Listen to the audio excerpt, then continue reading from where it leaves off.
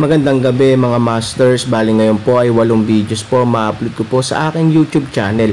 Tama nga mga masters, 8 videos nga po ma-upload ko. Yon, what's up mga masters? Nandito na naman tayo sa panibagong araw, panibagong kabanata na naman ang pagsasama-samahan natin ngayon guys.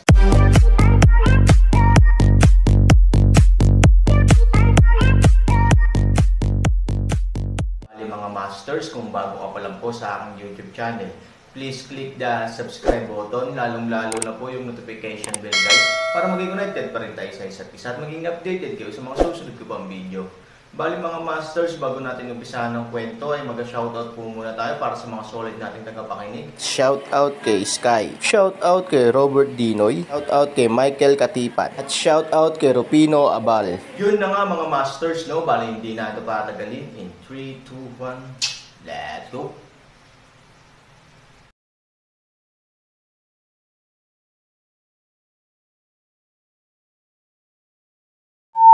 Mukhang tama ang hula ni Aaron sa linya ni Wang Siman. Maaaring magkaiba ang pinagmulan ng apat na masasamang hari kay Ye Guocheng at ang Foye Coalition Army, kung saan matatagpuan ang apat na kasuklam-suklam, ay kabilang din sa sitwasyong ito. Nakakatuwa. Ito ay napaka-interesante. Tila ang lungsod ng nasusunog na mga buto ay talagang gumawa ng maraming pagsisikap para sa ating Aaron. Aaron mapait na boses ay tumawa sa isang paraan. Ang mga bagay ay naging mas at mas malinaw, at ito ay malinaw na mayroong isang malaking hukay na naghihintay para sa iyo. Ang ilan sa kanila ay nagsimulang sumama at nagplanong paligiran ang kanilang mga kaaway, at ang ilan sa kanila ay mga misteryosong tao na mahirap paghiwalayin ang kanilang mga kaibigan at kaaway. Pansamantalang tumango si Lin at hindi na muling nagsalita. How about the string, maganda ba? Biglang tanong ni Aaron sabay ngiti. Agad na kinuha ni Linlong ang isang string ng mga kamay ng direkta sa hangin na mapurol. Ano ang ibig mong sabihin? Paano biglang pakialam ni Aaron kung masarap ang tali sa kamay niya? Hindi matitinag si Linlong sa pag-aalalang ito. Sa kabaligtaran, ang kanyang puso ay cool sa oras na ito. Tila may isang hindi kilalang premonition na bumangon mula sa kaibuturan ng kanyang puso. Damn. You're not going to let me go out for anything, di ba? Si Linlong ay tumingin kay Aaron na may kasalanan sa puso. Aaron ay mukhang hindi nakakapinsala sa mga tao at hayop, at sinabing nanlulumo, "Shit, huwag kang mag-ingat, ha? Tinanong ko lang kung maganda ang string. Gusto mo pa ba?" Bagamat sinisiraan ang bibig ni Linlong, ang kanyang ulo ay nanginginig na parang kalansing. Damn, ang sarap ng mga bagay mo, ngunit ang mga aral ng karanasan at dugo ay nagsasabi sa akin na hindi ako maaaring maging sakam. Kasama nito, tapat niyang sinabi, ang kebab sa harap ni Aaron, at pagkatapos ay napatras siya sa kanyang upuan sa takot at kahalayan. Sabi mo anak ng mabait, may gusto akong ipag-bake para sa iyo, pinaghirapan mo kahit hindi ka kumain, iniinsulto mo ang pagkatao ko. Hindi galit si Aaron pagkatapos noon, galit na tinitigan niya si Linlong, lagi kong iniisip na gusto kitang awayin. Okay, pagkatapos ay makikita kong iniinsulto mo ako ng labis. Naiinis talaga ako sa iyo. Naririnig ang mga salita ni Aaron, at nakikita ang pagpapakita ni Aaron, tila may ganoong bagay. Mas masama ang pakiramdam ng puso ni Linlong kaysa sa asong hapon. Ano ba yan? Aaron, ang pinakamahabang paraan na napuntahan ko ay ang iyong routine.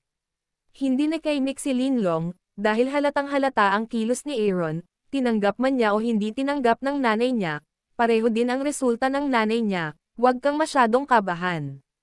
Hindi ka magbebenta, ang iyong katawan. Aaron, walang magawa, puti ang isang mata, pagkatapos, ay ilang barbecue na wala sa nakaraan. Kagagaling lang ni Linlong, at siya mismo ang nakatalaga. Alam din niyang hindi naging maganda ang araw ni Linlong mula nang sundan siya nito sa mundo.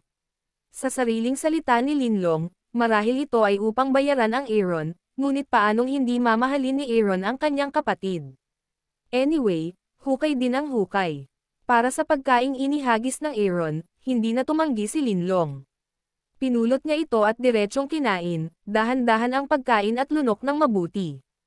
Aaron matapos sabihin, sa kamay ay gumalaw, isang kaldero ng alak pagkatapos ay lumipad papunta kay Linlong sa harapan. Damn, iba ang mga taong naging tagapagluto sa lupa.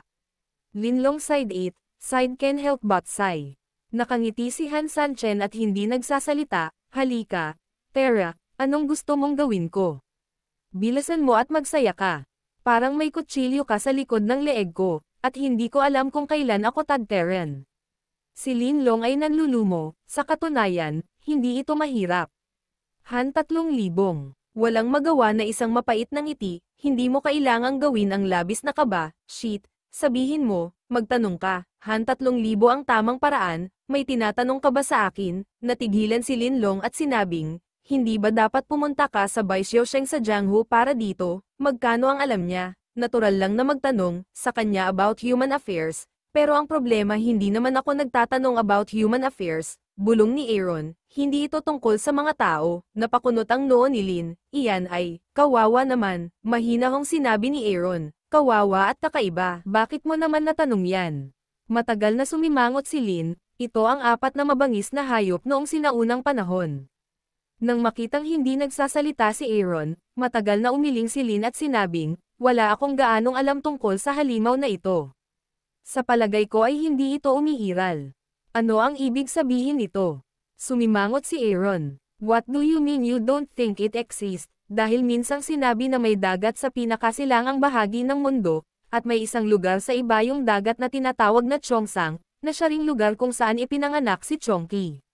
Noong sinaunang panahon, sinasabing siya ay anak ng isang dakilang emperador, ngunit mula noong sinaunang panahon, ang mundo sa lahat ng direksyon ay pinangungunahan ng tatlong tunay na Diyos. Paano magkakaroon ng isang dakilang emperador? Napakunot ang noo ni Lin, kailangan mong malaman na ang malayong silangan ng mundo ay isa na lamang latian. Nasaan ang dagat? Dagdag ni Linlong, ngunit katulad ng sinaunang hayop ng mata ko ay wala doon, si Tao Tai ay isang bagay ng ating mga taong dragon. Ito ay umiiral ng natural Lin mahaba sinabi, ang tinatawag na sinaunang alamat, ang alamat ay nangangahulugang totoo o mali, ngunit ang Tao Tai ay totoo, ngunit ang Chongqi ay mali. Sumimangot si Aaron. Kung hindi pa niya nakita ang Chongqi noon, natural na naniniwala siya sa mga salita ni Linlong. Ngunit ang problema ay nakita ito ng Chongqi Aaron, at umiiral ito sa mga meridian ng katawan ni Ziking. Paano siya maniniwala? Ang problema, nakakita ako ng mga mahihirap. Aaron, sa isang banda, sinasabi nito na hindi, sa kabilang banda, ito ay talagang umiiral. Ang gayong kabalintunaan ay nagpapalito sa Aaron sa oras na ito, nakilala mo na ba ang mahirap na tao? Paano ito posible? Linlong rude. Aaron sulok ng bibig hook out ng isang bakas ng pilit ng ngiti, hindi lamang ay nanakita, kahit ang sarili ay nagkaroon din ng kamay sa kanya. Wala nang salita, sinabi ni Aaron kay Linlong ang lahat ng nangyari noong ginagamot niya si Ziking. Nanlaki ang mga mata ni Linlong nang marinig niya ito. Ito ay hindi kapanipaniwala tulad ng Arabian Nights. Sa kabilang banda, naniniwala rin si Linlong sa karanasan ni Aaron, kakaiba iyon. Ang mahirap at kakaiba ay hindi dapat umiral sa mundong ito, ngunit paano ito? Matapos makinig ng matagal kay Lin, kahit na sa sarili nilang oras na ito, ngunit isa ring ulo ng hamog. Si Han Sanchen ay sobrang nalilito at nawala sa pag-iisip ng ilang sandali, mali kaya ang alamat. Kawawang kakaiba ay isang mabangis hayop noong sinaunang panahon, ngunit hindi ang anak ng isang dakilang emperador. Aaron biglang naisip ng isang posibilidad, tulad ng sinabi mo, ang alamat ng bagay na ito, may mga totoo at mali, mahirap kakaiba ay totoo, ngunit ang anak ng dakilang emperador ay sinungaling. Hindi nagsalita si Linlong, ngunit iniisip niya ang pagkakaroon ng posibilidad na ito. Pero sa totoo lang, posible, pero hindi masyadong malaki, o, sa katunayan, ang mundo ay hindi pinangungunahan ng tatlong tunay na Diyos noong simula, kundi ng mga Diyos. Para sa ilang kadahilanan, nahulog ang mga Diyos, at ang mundo ng 8 panig ay nagbago din sa sakuna na ito, pagkatapos nito, nagpakita ang tunay na Diyos. Hanggang ngayon, tanong ni Aaron, nang marinig ito, ang ulo ni Linlong Meng, isang pares ng mga mata ay steady scan Aaron, ang iyong ideya ay medyo kakaiba. Lin mahaba ang noo, talagang posible para sa tatlong tunay na Diyos na sadyang huwag pansinin ang nakaraang Mang Wangyuan, panahon para sa kanilang sariling pamumuno at prestihiyo, huwag aminin na sila ang namumuno pagkatapos ng pagkawala, gumagawa ng mga kasinungalingan at pakialaman ang kasaysayan. O, kahit sila, hindi alam kung ano nangyari kanina. Ang tanong ni Linlong ay tumango si Aaron.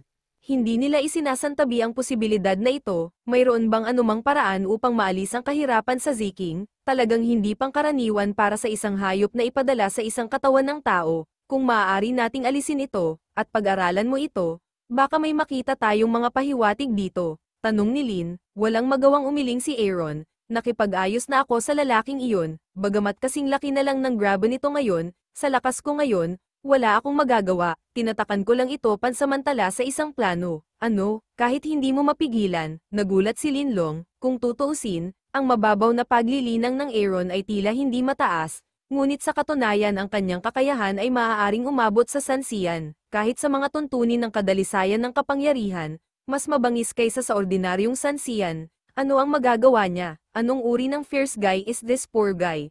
Or there is another way, probably, to pry into the poverty. Aaron sa oras na ito bahagyang coagulate kilay ngunit paraan. Anong paraan? Tanong ni Linlong. Walang choice si Aaron kundi ngumiti ng mapait, nagtaas pa ng puting mata. Bagamat pansamantalang nasa dilema ang mahinang Chi, ang patutunguhan nito ay isa sa mga kasalukuyang tagumpay.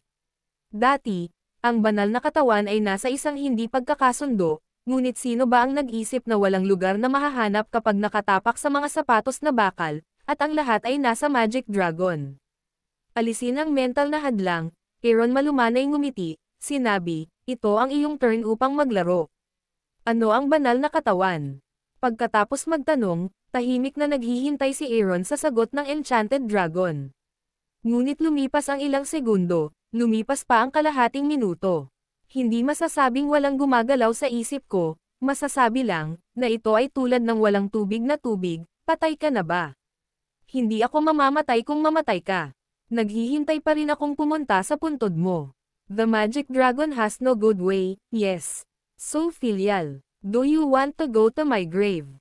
Aaron joked in his consciousness, bagamat mabangis ang Magic Dragon, halatang hindi ka pareho ng level ang makipag-away kay Aaron. Walang masasabi tungkol dito. Well, alam nating lahat na ang iyong Magic Dragon ay makapangyarihan at nangingibabaw. Paano masasabi ng mga matatanda ang mga kontrabida? Halika, lola niya. Ngayon gusto niya ako. Mukha siyang apo ng pagong. Ano ang mukha niya noong hindi niya ako kailangan ngayon?